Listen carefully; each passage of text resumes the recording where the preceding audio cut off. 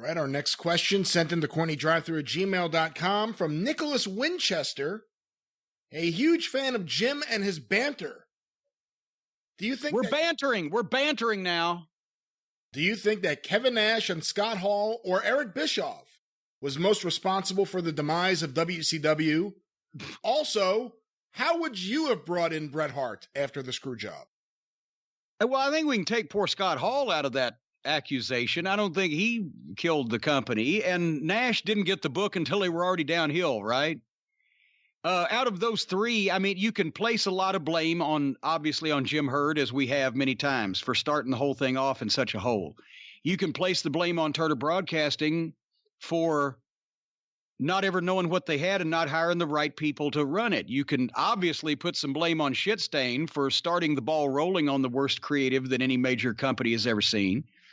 And Bischoff for spending money like a drunken sailor and thinking he was a big shot and fucking riding his Harley to Sturgis instead of taking care of the company. But I don't think you can put much blame on Scott Hall, and Nash's booking wasn't any worse than anything else that they'd already seen, because they'd already had the worst bookers in history in charge of the fucking thing. As for Bret Hart, any other way would have been that we got the guy who just lost the WWF championship in the most disputed decision in the history of professional wrestling. It's made mainstream news. So let's bring him in and referee a match between two of our other flunkies that everybody's already used to. And then we won't have a good finish on top of it. You talked earlier about Impact, bringing someone in with Impact. There was the perfect opportunity to do something with Bret Hart with maximum impact. Who was I need more details than I have in front of me to answer a question like that off the top of my head. I would need the talent roster. Who was the champion?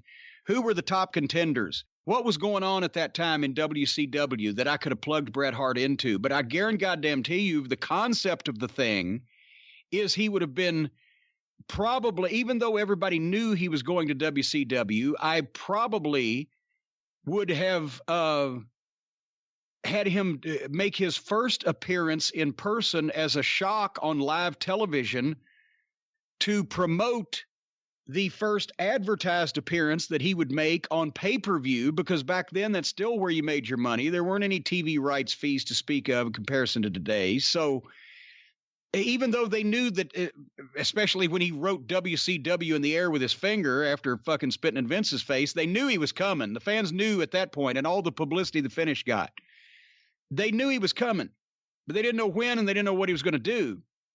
So, as I said, I would have put him on free TV first, unannounced, as a shock. The people would have fucking shit their pants in the building when he came out, and I would have had him instantly involved in the world championship situation, whether it's laying out the current champion, laying out the formerly current number one contender and trying to take his spot, or whatever. He'd be in the title picture, and then he would be advertised on the pay-per-view. Depending on what I did he fucking hospitalize the number one contender and demand to take his spot, and the fucking champion or the promotion agreed? Or did he try to, but it didn't work, and he says, by God, I'm going to be there one way or the other, and you let the people, okay, he's going to be there, but he better keep his hands to himself in this title match or whatever, or maybe he's wrestling for the championship. He might have fucking won it.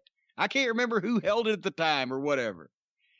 But he would have instantly been in the main event picture in the World Championship program, viewed as a threat from outside to a heel or babyface champion and a heel or babyface number one contender, to get involved in that and make it a three-way. And then you've got a triple threat match between three of the biggest names in the history of wrestling that makes sense, because the two hated each other beforehand, and here comes this other guy that don't give a fuck for either one of them and wants what both of them want. That's a true reason for a three-way. But obviously he would have been put over in his first wrestling appearance and for a number of wrestling appearances thereafter. He would have been doing jobs for a while. but it would have not been as lame-ass special referees and getting involved in other people's drama. It would have been about, I'm going to adapt my championship picture to fit this guy in and make him the feature of it. But they had other plans.